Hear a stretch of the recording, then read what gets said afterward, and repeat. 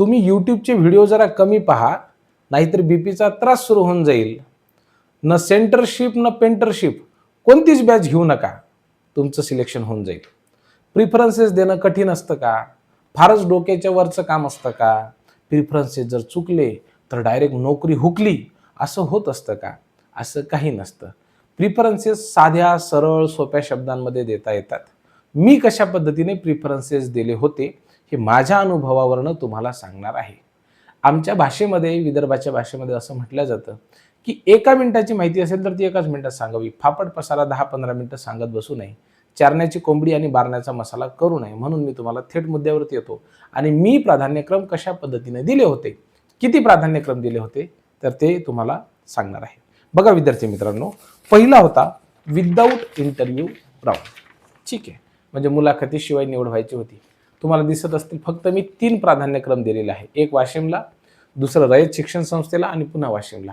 आता अनेक ठिकाणचे जेवढ्या जिल्हा परिषद शाळा होत्या, जेवढ्या महानगरपालिकाच्या संस्था होत्या, त्या ज्या ठिकाणी गणित, विज्ञान 11वी-12वीच्या जागा होत्या, फिजिक्स विषयाच्या 6वी ते 10वी पर्यंत गणित आणि विज्ञानच्या जागा, त्या सगळ्या जागांची जे प्राधान्यक्रम होते किंवा ॲड्स होत्या तर ते मला जनरेट झालेले होते. परंतु मी फापट पसारा देत बसलो नाही. मला असं वाटत होतं की मी वाशिमला जॉब करावी आणि जर नाही कुठं तर मग रयतमध्ये जॉब करावी. म्हणून मी सुरुवातीला म्हणजे टप्पा 1 मध्ये जे आहे फक्त 3 संस्थांना प्राधान्यक्रम दिले होते. हे तुम्हाला तिथे दिसतील.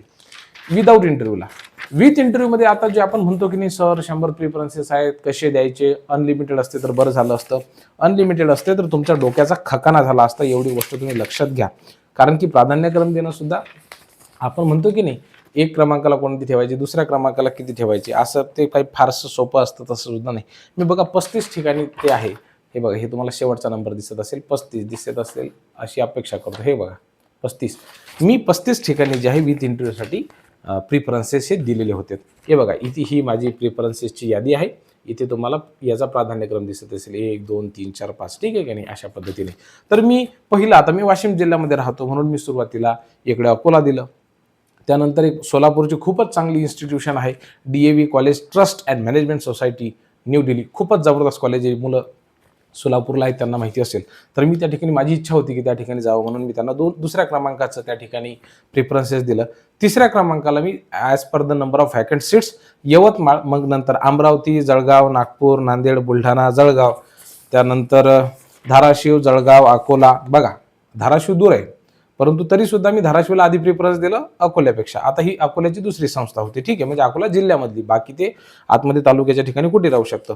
मग अकोला झाल्याच्या नंतर पुन्हा बघा सोलापूर, परभणी, बुलढाणा, वर्धा, पुणे, धाराशिव, गोंदिया, धुळे, त्यानंतर मग शेवटी वाशिम. बघा आमच्या वाशिम जिल्ह्यामधली असून देखील मी तिला 33व्या क्रमांकावरती प्रिफरन्स दिला आणि मग शेवटी मुंबईला.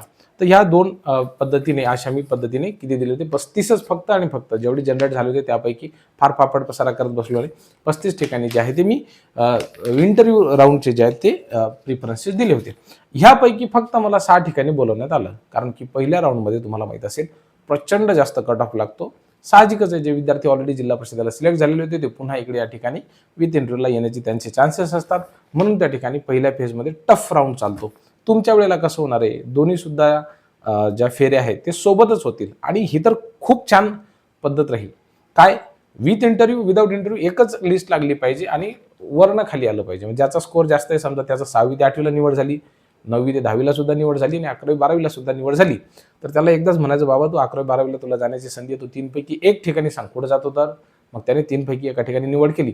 जसं त्याने निवड केली, समजा 11वी-12वीला निवड केली, तर मग तो खालच्या 2 ठिकाणाहून गायब. मग तो त्याच्या मागचा जो असेल त्याची निवड त्या ठिकाणी होईल.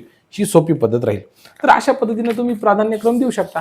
मग तुम्ही म्हणाल सर हे प्राधान्यक्रम देताना तुम्ही कोणत्या गोष्टी विचारात घेतलेल्या होत्या, तर ह्या प्राधान्यक्रम देत असताना मी काय विचार केला, ही ओबीसी कॅटेगरी, समजा मी ओबीसी कॅटेगरीमध्ये आहे, तर ओबीसी कॅटेगरीच्या त्या ठिकाणी किती जागा आहेत. ठीक आहे, मग त्याच्यामध्ये ओबीसी कॅटेगरीसाठी जर जागा असतील आणि समजा एकच जागा असेल एखाद्या संस्थेमध्ये आणि ती सुद्धा प्रकल्पग्रस्ताला गेलेली असेल, मग मी त्या ठिकाणी देणार आहे काय ऑप्शन किंवा प्रिफरन्स? नाही, कारण की माझ्याकडे प्रकल्पग्रस्ताचं सर्टिफिकेट नाही आहे. अंशकालीनला जर जागा गेलेली असेल आणि तिथे ओबीसीची 2च जागा होत्या, एक प्रकल्पग्रस्ताला गेली, दुसऱ्या अंशकालीनला गेली, मग मी तिथं अर्ज करणार आहे का? नाही. ती जागा मला दिसेल का? हो. मला जर मी ओबीसी कॅटेगरीमध्ये असेल तर मला 2 कॅटेगरीमधल्या जागा दिसतात, ओबीसी मधले दिसतात, लक्षात घ्या. त्यासोबतच ओपन कॅटेगरीमधली सुद्धा दिसतात. समजा एक संस्था अशी आहे ज्या ठिकाणी 2च जागा आहेत. एक आहे ओपन कॅटेगरीमधली, दुसरी आहे एस टी कॅटेगरीमधली. तर आणि तुम्ही आहात समजा ओबीसी कॅटेगरीमधले किंवा ईडब्ल्यूएस मधले, तर तुम्हाला ती जागा दिसणार म्हणजे दिसणार. कारण की ती ओपनसाठी पण आहे. ओपनमध्ये तुम्ही अप्लाय करू शकता. कोणत्याही कॅटेगरीमधील विद्यार्थी ओपनमध्ये अप्लाय करू शकतो, त्यामुळे ते तुम्हाला दिसतेच. मग आता तुम्हाला त्या ठिकाणी विवेकी बुद्धी वापरायची आहे, की मी इथे अप्लाय करू की नाही? माझा इथे कट ऑफ बसू शकतो का?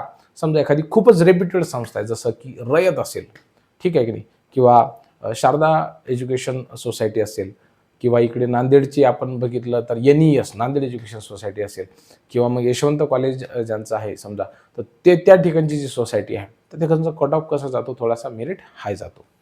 तर अशा केसेसमध्ये काय करायचं, की आपल्याला थोडासा आपला विवेकी विचारसुद्धा लावायचा आहे, की ज्यांना जास्त मार्क येते ते कोणत्या ठिकाणी अप्लाय करू शकतात. आणि एक गोष्ट लक्षात घ्या, सगळ्या संस्था सारख्याच असतात. तुम्ही म्हणजे हा फार विचार करू नका, की मी ह्या कॉलेजमध्ये जाणार आहे, की मी त्या कॉलेजमध्ये जाणार आहे, की ग्रामीण भागामध्ये जाणार आहे, की 20, 40, 60% एखाद्या संस्थेवरती जाणार आहे. त्याचा काही जास्त विचार करायचा नाही. तुम्ही फक्त शिक्षक आहात. त्यामुळं जिथे जाल तिथे आपल्या प्रामाणिकपणे, इमानीद्वारे काम करण्यासाठी मला तयार व्हायचं आहे. शेवटी विद्यार्थी कुठचेही असू द्या, विद्यार्थी ज्या पद्धतीने एखाद्या डॉक्टरच्या समोर आलेला एखादा बिमार असलेला पेशंट, तो कोण्या जातीचा, धर्माचा, पंथाचा, कोण्या गावचा आहे हा तो कधीच बघत नसतो, तशाच पद्धतीने शिक्षकाचा सुद्धा भाव असला पाहिजे, की विद्यार्थी ग्रामीण भागातला आहे, शहरी भागामधला आहे, पुण्यामधला आहे, की पुन्हा एखाद्या विदर्भातल्या छोट्याशा खेड्यामधला आहे, किंवा गडचिरोली जिल्ह्यामधला आहे, किंवा चंद्रपूरमधला आहे, किंवा एखाद्या कोकणामधला आहे, त्याचा विचार करायचा नाही. शिक्षकाने शिक्षकाचं प्रामाणिकपणाने कर्तव्य करायचं, ते म्हणजे शिकवणं. अतिशय प्राणपणानं त्या ठिकाणी शिकवायचं. म्हणून काहीच जास्त काळजी करायची नाही. आपला इमानी इतबार इंटरव्यू द्यायचा. इंटरव्यूमध्ये असाल तर डेफिनेटली हमारे अगर नसीब में लिखा होगा तो हमें नौकरी मिल ही जाएगी. काही प्रश्न असतील मनामध्ये तर फटाफट कमेंटमध्ये लिहा. ₹1 सुद्धा लागणार नाही. खूप खूप धन्यवाद.